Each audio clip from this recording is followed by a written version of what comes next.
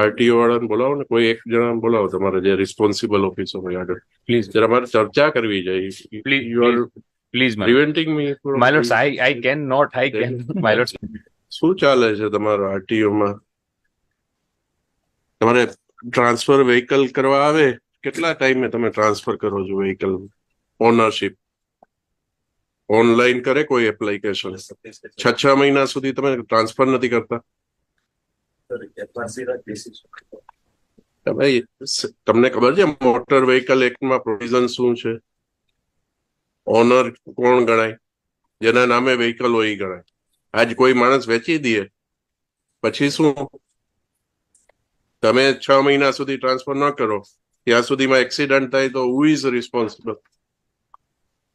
RTO. કેમ તમારે એટલે એમાં એજન્ટને રાખે અને તો જ થાય કામ, એવું છે તમારે? કેમ પબ્લિકને તકલીફ કેમ પડે છે? સેમ ડે તમારે ઓનલાઈન હોય છે, ઓનલાઈન અપડેટ કરો છો. 6 મહિના સુધી ટ્રાન્સફર નથી થતા તમારા વ્હીકલ. સપોઝ હસબન્ડ કોઈ ગુજરી જાય અને એના સન એમ કે મારા નામે ટ્રાન્સફર કરી દો વ્હીકલ, તો તમે શું ઇન્સિસ્ટ કરો છો કે વાઇફના નામે થશે, સનના નામે નહીં થાય? ક્યાંથી આ રૂલ કાઢો છો તમે? પબ્લિકને હેરાન કરવાના, હેરાન થાય એટલે એજન્ટને પકડે, એજન્ટ તમને કઈ લાભ કરી આપે પછી જ તમે કરો છો. બધું કહેવાનું જ ઓનલાઈન છે.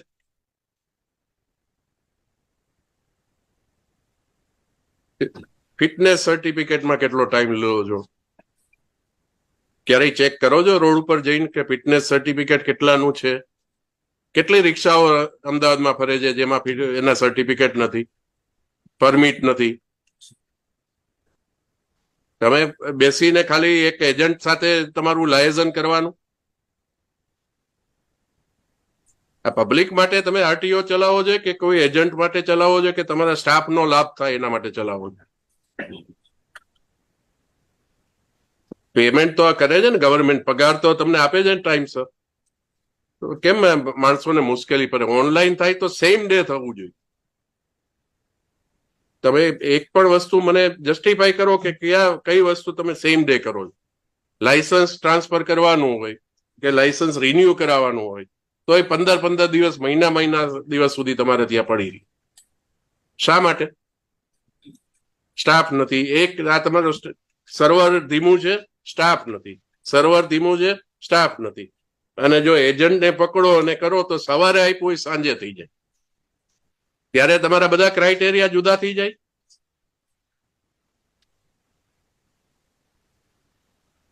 તમારે સુધારો કરવાનો હોય તો નહીતર અમારે આમાં ઓર્ડરમાં અમે લખવાના જ છીએ. આ તો બધું ચાલે જ નહીં. એકદમ અંધેર તંત્ર છે તો. અને તમને એવું છે કે પબ્લિકને જેટલા હેરાન કરો એટલા પૈસા, જે ડિપાર્ટમેન્ટને સત્તા આપી છે એને હેરાન કરો એટલા પૈસા વધારે આપણને મળે. ગવર્મેન્ટને નહીં, જે કામ કરતા હોય એનો લાભ વ્યક્તિગત તમે જુઓ. Otherwise there is no purpose. તમારી પાસે કામ આવે તો સવારે આવે તો સાંજે કેમ ન થઈ જાય? બીજા દિવસે એક રિઝનેબલ ટાઈમ 24 કલાક, 48 કલાક. 6 મહિના તમને, મારી પાસે દાખલો છે, મારા નજીકના સગાનો દાખલો છે.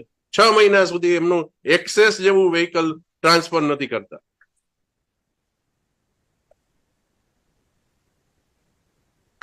કઈક ગમે એવી ઇન્કવાયરી ઉભી કરશો કે પાન કાર્ડ નથી આપ્યું, આધાર કાર્ડ, તો તમે જયારે એક્સેપ્ટ કરો છો ત્યારે નથી ખબર પડતી? તમારે શું સિસ્ટમમાં કરેક્શન કરવાનું? મને વ્યક્તિગત કોઈ સામે વાંધો નથી, પણ તમારો જે એરિંગ ઓફિસર હોય, તમારો સ્ટાફમાં ઘણા ખૂબ સારું કામ કરતા હશે, પણ જે નથી કરતા અને જેની મેન્ટાલિટી આવી છે, માણસોના કામ દબાવી રાખે છે, એનું કઈ કરવાનું નથી તમારે? તમે શું છો? તમારી પોઝિશન શું છે? આરટીઓ. તમારે ડ્રાઇવિંગ એટલી બૂમ છે કે તમારા ડ્રાઇવિંગ ઓલા ટ્રેક ટેસ્ટ છે એ બરોબર નથી કામ કરતા, તમારા લાયસન્સ ટાઈમસર નથી આવતા, માણસને પરમિટ નથી તમે ઈ ચેક કરતા. અત્યારે તમે રિક્ષાઓ જોવો છો શહેરમાં કેમ ફરે છે? ન્યૂઝપેપરના તો ફોટોગ્રાફ એટલીસ્ટ કન્સિડર કરો તમે. કઈ રીતે હોય છે? બહાર પેલા દફતર લટકાયેલા હોય છે, 10 પેસેન્જર ભર્યા હોય છે. તમે કઈ રીતે પરમિટ કરો છો? મારુતિ વાહનમાં કેટલા ભર્યા હોય છે? અહીંયા તમે ઇસ્કોન સર્કલ ઉપર ક્યારેય જોયું છે તમે? તો પોલીસ ડિપાર્ટમેન્ટ નું તો હવે મને કઈ કહેવા જેવું જ નથી રહ્યું.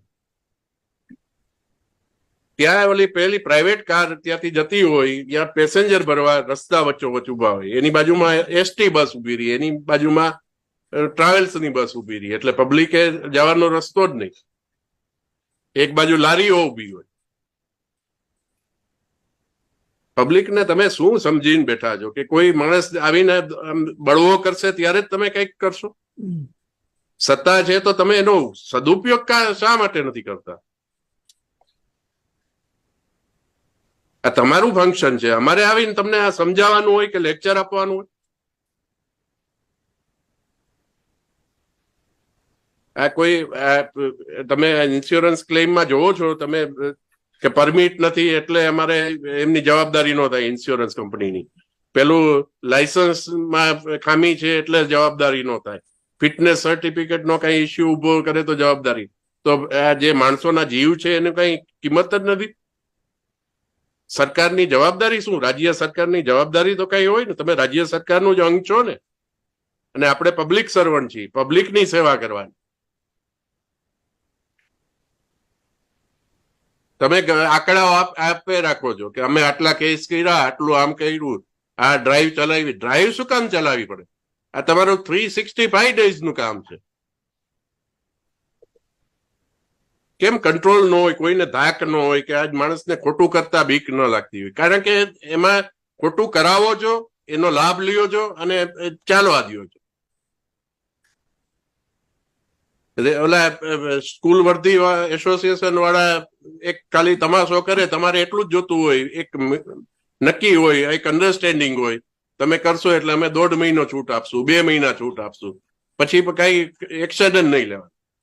કારણ કે તમને બધાને એમાં ફાયદો થાય કોઈક ને કોઈક. અધરવાઇઝ શું રીઝન છે? તમારી ડ્યુટી છે, કેમ ડ્યુટી નથી કરતા?